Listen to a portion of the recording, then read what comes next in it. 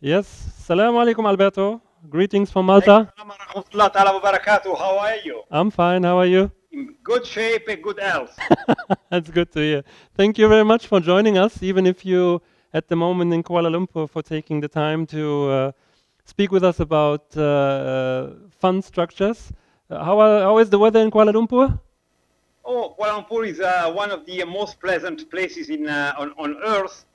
Weather is always good, and a little bit windy, but pleasant weather, pleasant people, pleasant food, and a lot of Islamic finance, which is a good for me. Oh, very good. So we hope to join you next time. We've been speaking about Islamic funds. We have had an overview about the general overall market overview, and now we started speaking especially on the professional fund structure, professional investor fund structure. We had certain discussions here.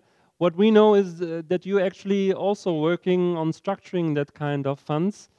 Is that right, Alberto? Yes, we've been working now for with Ruben for a number of months now, almost a year, on the structuring of what we call a micro private equity Sharia compliant fund. The aim of this fund is to provide risk sharing capital to Sharia compliant risk sharing capital to businesses around the globe. On a equity basis, so without use of debt instruments. The structure we are thinking to use is a structure that is quite known in the private equity world, where we will have a limited partner and a general partner.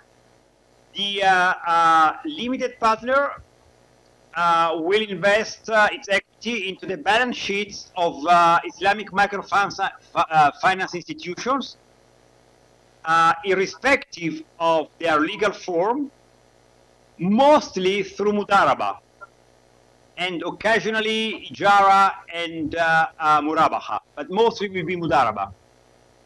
Okay, Mudaraba. So, sorry, Alberto, to interrupt you. So, Mudaraba, just for the audience here, Mudaraba is some of a kind of concept in terms of having someone who has the know-how and having the funds and bringing these people together into a joint venture. This is Mudaraba, having the business angel and having the investor who has the money and bringing them together.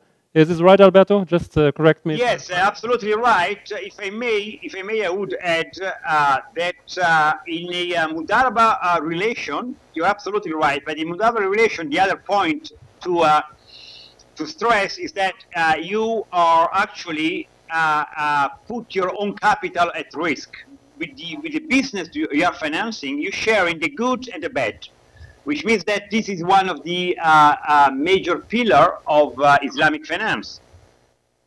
So this limited partner will act in this way, and we will have also a general partner that will act as a manager and will also issue investment guidelines for the micro-Islamic finance institutions. So basically, I would say that the structure we are talking about is the classical general partner, limited partner, but but will work in a Sharia in a Sharia compliant way. I mean, when it comes to structuring products, you know that you have on other hand the legal structure, and on the other hand, of course, the Sharia principles. While structuring this product, what kind of issues have been you facing with, or what kind of problems have you tackled in terms of Sharia compliancy and having this kind of fund structure available? Could you just give us a brief overview on that experience? Let me demystify Islamic finance, please, because most problems that you can have are in retail business, in retail banking, in retail Islamic banking.